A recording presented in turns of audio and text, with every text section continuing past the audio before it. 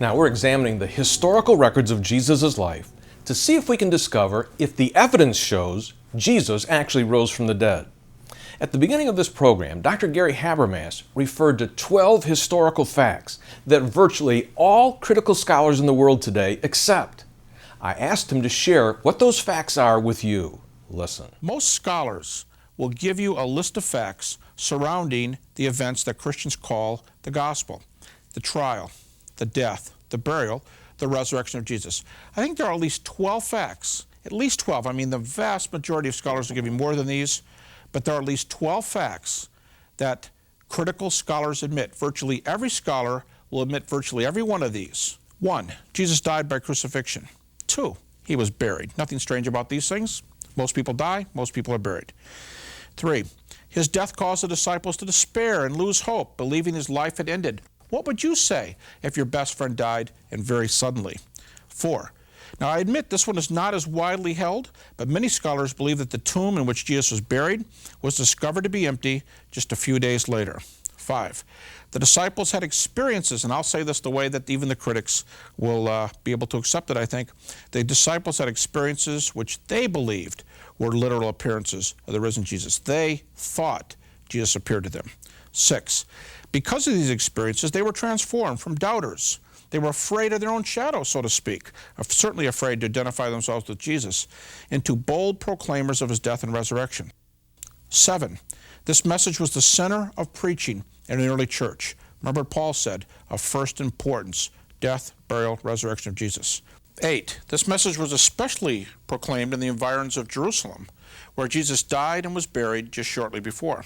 9, as a result of this preaching, the church was born, and it grew. 10, Sunday became the primary day of worship, and that's significant for Jewish believers.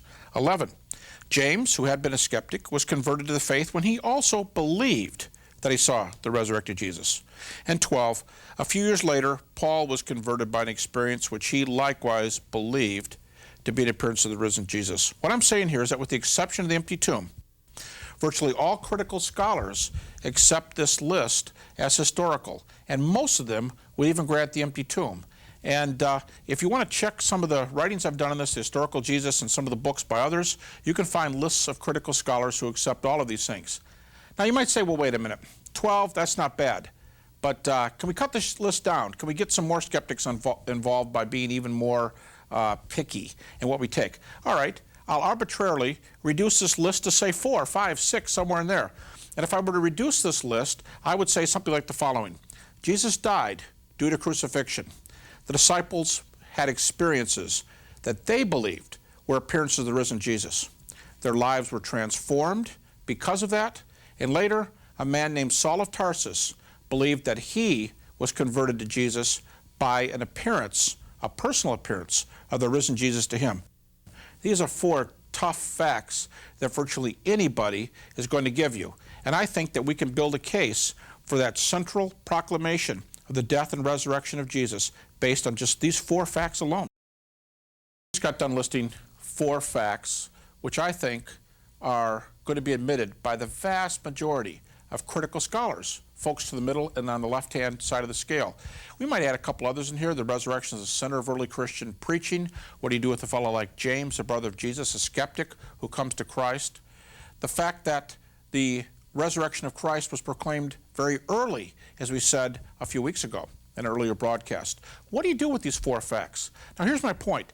Some critics are going to give you a longer list. Some of them, some skeptics, might give you 20. And I said, I don't need 20, I only need 12. And for those who think, can you do it with any less than 12? I'm saying I've got 4, 5, 6, 7, somewhere right in there. And it's an arbitrary number. Why?